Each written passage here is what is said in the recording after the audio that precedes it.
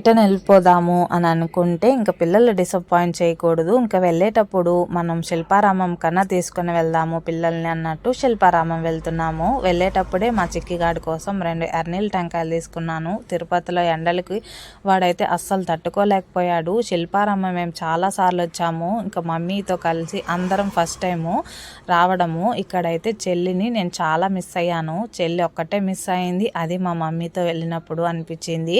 మా చెల్లి కనుక వచ్చింటే ఇంకా ఫ్యామిలీ మొత్తం కంప్లీట్ అయ్యిండేది. ఇక వచ్చి రాగానే మేము ఫస్ట్ టైం వెళ్ళేది ప్లే ఏరియాకే. ఇక్కడ వచ్చి ఫ్రీ ఎక్సర్సైజ్ ఉంటుంది కదా. మా డాడీ ఫస్ట్ టైం ఎక్కడానికి భయపడిన వన్స్ ఎక్కిన తర్వాత నన్ను ఎవడరా ఆపేది అన్నట్టయితే మంచిగా ఎక్సర్సైజ్ చేశారు. మనం ఇంట్లో ఇవన్నీ చేయడానికి వీలు ఉండదు. కనీసం బయట వెళ్ళినప్పుడన్నా 1 గంట అరగంట చేస్తే మనకి హెల్త్కి చాలా మంచిది. ఇంతకు మేము శిల్పారామంలో ఎక్కడెక్కడ తిరిగాము, ఏం చేసాము అనేది నెక్స్ట్ వీడియోలో షేర్ చేస్తాను. వీడియో నచ్చితే డూ లైక్, షేర్, సబ్స్క్రైబ్.